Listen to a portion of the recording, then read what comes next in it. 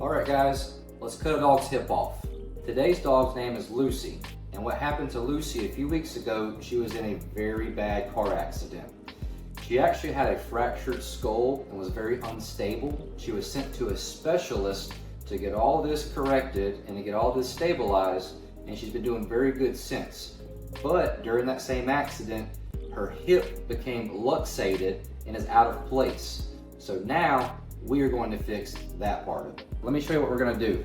As you can see, this is the hip that is dislocated. What we're actually going to do is going to make a cut through this hip right there so that we don't have any more bone-on-bone contact causing this irritation, this rubbing.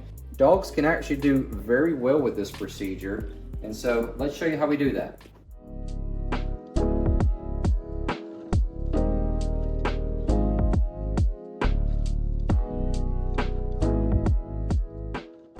Alright, so we've just dissected down into the joint capsule. If you'll take a look right here, I'll show you what we're aiming for. Is this little white piece. That is the head of the femur. Now you want to take that out along with the neck that it's attached to right in here, so that when we walk, we don't have any rubbing at all. So that's the next step.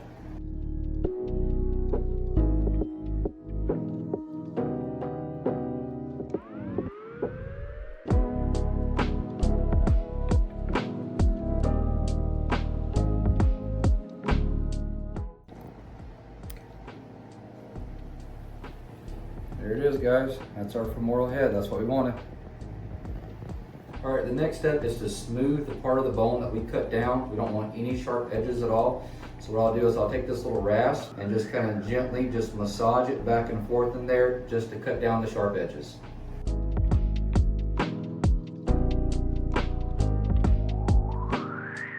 Alright guys, all we're doing now is just sewing everything back up. Everything went well. It's nice and smooth when we're moving the leg in there now. So we're just closing everything, gonna put the skin back together, and gonna have to go through some rehab, but after that we should have hopefully a mostly normal leg after this.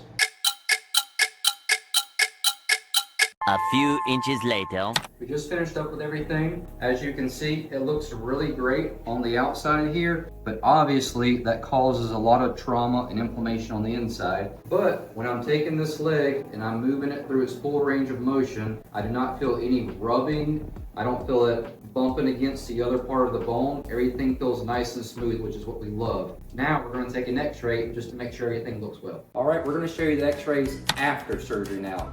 Take a look.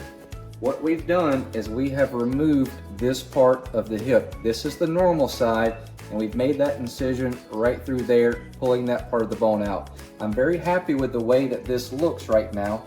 You can see there's a lot of space in between there, and when she walks, it'll be nice and smooth. The muscles and the fibrous tissue will hold this joint in place, almost like an artificial joint.